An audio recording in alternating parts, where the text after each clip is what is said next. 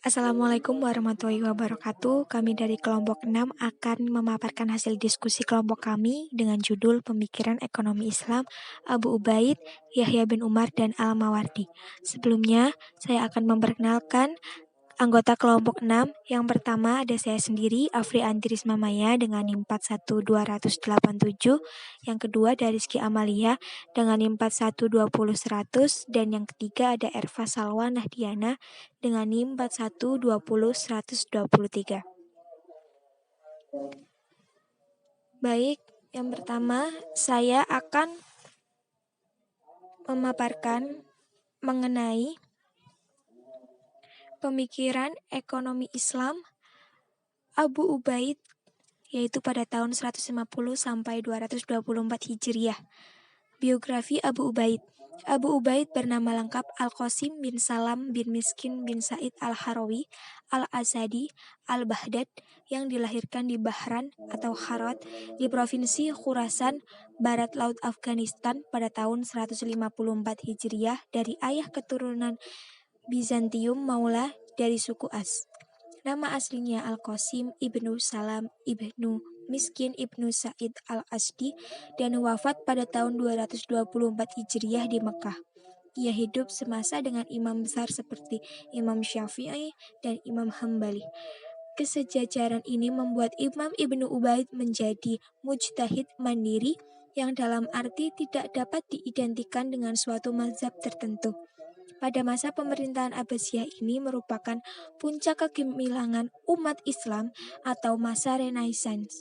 Sebagaimana diketahui, pemikiran-pemikiran Daulah Abbasiyah dibangun oleh Abu al-Abbas dan Abu Ja'far al-Mansur. Yang kedua, pandangan ekonomi Abu Ubaid. Ada filosofi hukum dari sisi ekonomi, dikotomi Badui atau masyarakat tradisional atau desa, ke urban, kemudian kepemilikan dalam pandangan kebijakan perbaikan pertanian, pertimbangan kebutuhan, dan yang terakhir ada fungsi uang. Selanjutnya akan disampaikan oleh Mbak Rizky Amalia. Silakan Mbak Rizky Amalia. Assalamualaikum warahmatullahi wabarakatuh.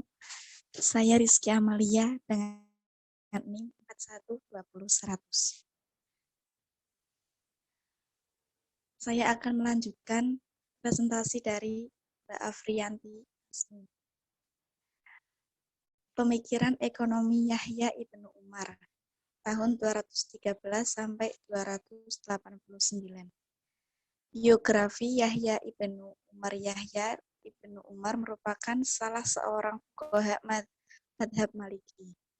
Ulama yang bernama lengkap Abu Bakar Yahya Ibnu Umar bin Yusuf Al-Kanani Al-Andalusi, lahir pada tahun 213 Hijriah dan dibesarkan di Cordova, Spanyol. Seperti para cendekiawan Muslim terdahulu, ia berkelana ke berbagai negeri untuk menuntut ilmu. Pada masa hidupnya, ia terjadi konflik yang menajam antara fuqaha Malikiyah dengan fuqaha Hanafiyah yang dipicu oleh persaingan memperebutkan pengaruh dalam pemerintahan. Yahya Ibnu Umar terpaksa pergi dari Kairouan dan menetap di Sausah ketika Ibnu Abdun yang berusaha menyingkirkan para ulama penentangnya. Beliau wafat pada tahun 289 Hijriah atau 901 Masehi.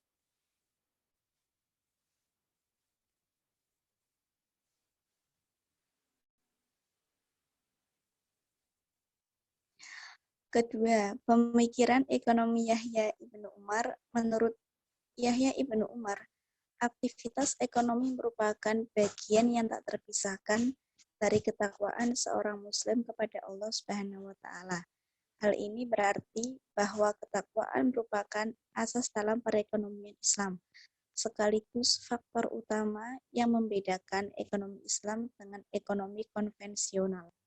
Fokus perhatian Yahya Ibnu Umar tertuju pada hukum-hukum pasar yang terefleksi dalam pembahasan tentang taksir, atau penetapan harga. Yahya ibnu Umar menyatakan bahwa pemerintah tidak boleh melakukan intervensi, kecuali dalam dua hal, yaitu a. Para pedagang tidak memperdagangkan barang dagangan tertentu yang sangat dibutuhkan masyarakat, sehingga dapat menimbulkan kemudorotan serta merusak mekanisme pasar. B. Para pedagang melakukan praktik siasah al-ikra atau banting harga atau dumping yang dapat menimbulkan persaingan yang tidak sehat serta dapat mengacaukan stabilitas harga pasar. Di samping itu, pendapatnya yang melarang praktik penetapan harga tersebut sekaligus menunjukkan Yahya ibnu Umar mendukung kebebasan ekonomi termasuk kebebasan kepemilikan.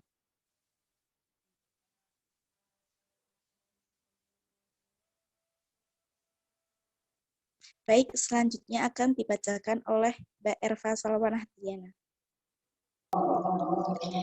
Ya, selanjutnya yaitu pemikiran ekonomi Al-Mawardi. Yang pertama, biografi Al-Mawardi. Abu Al-Hasan Ali bin Muhammad bin Habib Al-Mawardi Al-Basri Asy-Syafi'i lahir di kota Basrah pada tahun 364 Hijriah atau 974 Masehi.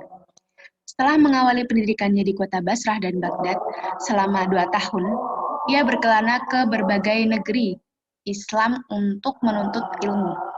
Berkat keluasan ilmunya, salah satu tokoh besar mazhab Syafi'i ini dipercaya memangku jabatan qadhi atau hakim di berbagai negara secara bergantian. Beliau meninggal dunia pada bulan Rabiul Awal tahun 450 Hijriah atau 1058 Masehi di kota Baghdad dalam usia 86 tahun.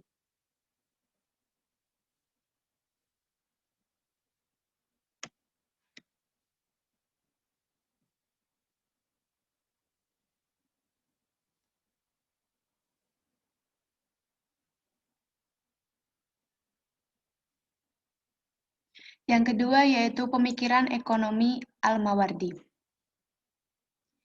Ia memaparkan tentang perilaku ekonomi seorang muslim serta 4 jenis mata pencaharian utama, yaitu pertanian, peternakan, perdagangan, dan industri. Ia banyak menguraikan tentang sistem pemerintahan dan administrasi Islam negara Islam, seperti hak dan kewajiban penguasa terhadap rakyatnya, berbagai lembaga negara, penerimaan dan pengeluaran negara, serta institusi hizbah. Pemikirannya yang pertama yaitu negara dan aktivitas ekonomi.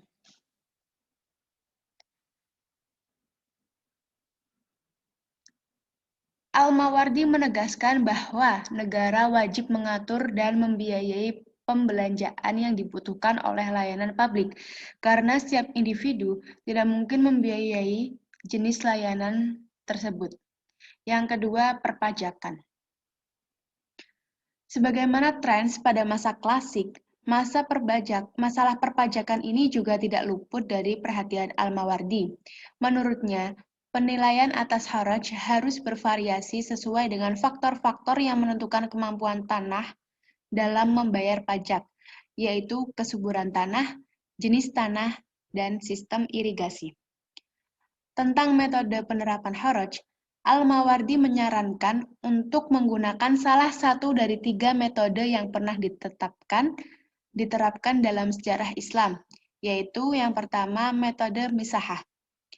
Metode ini yaitu metode penerapan haraj berdasarkan ukuran tanah. Metode ini merupakan fixed tax, terlepas dari apakah tanah tersebut ditanami atau tidak, selama tanah tersebut memang bisa ditanami.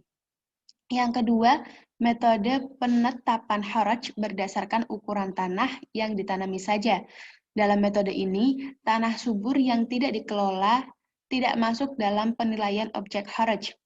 Yang ketiga, metode musaqah, yaitu metode penetapan haraj berdasarkan persentase dari hasil produksi. Dalam metode ini, pajak dipungut setelah tanaman mengalami masa panen. Pemikirannya yang ketiga yaitu baitul mal.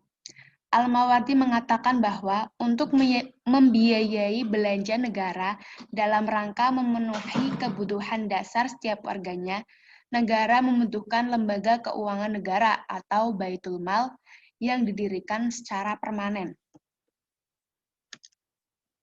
Selanjutnya, saya serahkan kepada Mbak Moderator, Mbak Afri. Baik, demikian adalah pemaparan materi dari kelompok 6. Sesi pertanyaan akan dilanjutkan di WhatsApp Group. Terima kasih. Mohon maaf apabila ada kesalahan. Wabillahi taufiq wal hidayah. Wassalamualaikum warahmatullahi wabarakatuh.